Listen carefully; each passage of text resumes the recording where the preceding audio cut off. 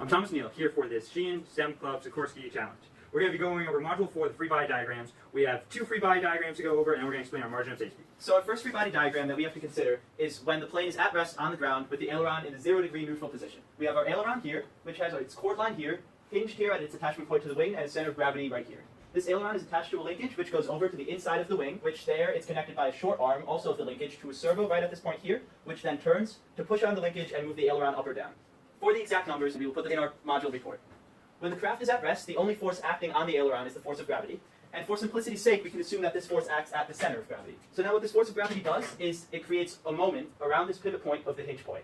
And that torque is going in the clockwise direction. According to Newton's first law, for an object at rest or in equilibrium to remain in that same equilibrium, the net force on the object needs to be 0. Because Newton's second law states that the net force is the sum of all the forces applied to the aileron, we know that the sum of this force in this distance and this force in this distance must be 0. In order to do that, it must be pulling that way on the aileron.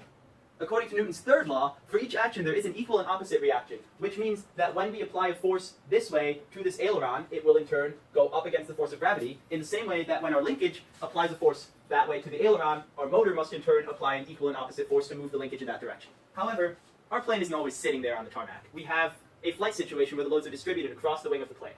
This is the graph we received for the distribution of loads. The easiest way to find this force and integrate it into a free body diagram is to find the area under each triangle, and then since it's an uneven triangular distribution of load, we know that the distance is applied 1/3 of the way from the higher force.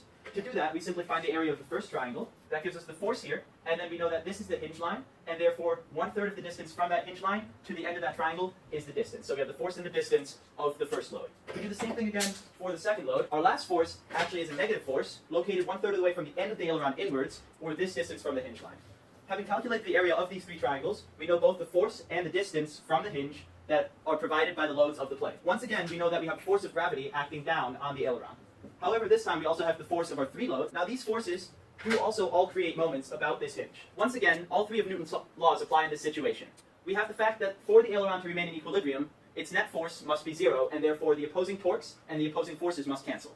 We have the second law, which states that the net force on the object is the sum of all its forces, or all its masses times their acceleration, which allows us to set the forces and the distances equal to each other to solve for that torque. Once again, according to Newton's third law, for every action there's an equal and opposite reaction, which once again means that when the aileron tends to be pushed up by the forces of the flight load, we must have the equal and opposite reaction. When our linkage pushes that way, the equal and opposite reaction places a force on the motor here, which the motor must then in turn counteract with the clockwise torque required of it. Now that we've calculated just how much torque our motor needs to exert in both the static and the dynamic situations, we need to calculate the margin of safety of each of these situations. This ultimately means that we need to take the allowable force, divide it by the force that we are actually applying, and then subtract 1.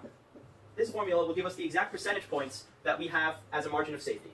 The one servo that has clearly been eliminated as a choice is the Lindbergh R4 servo, whose continuous holding torque of only 75 inch-pounds is not enough to compensate for the torque that we require of around 85 or 90 pounds, inch-pounds, depending on the situation. However, both the Bod S-61 and the Challenger VS300 can have the continuous holding torques required of the situation.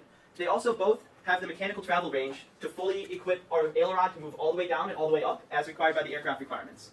However, because both motors satisfy both of these conditions and have an adequate margin of safety, we decided to make our decision ultimately based on weight and extra mechanical travel. Because the Bod S-61 is both half as heavy and has 10 degrees of extra mechanical travel compared to the Challenger, we have chosen the Bod S-61 as our final servo.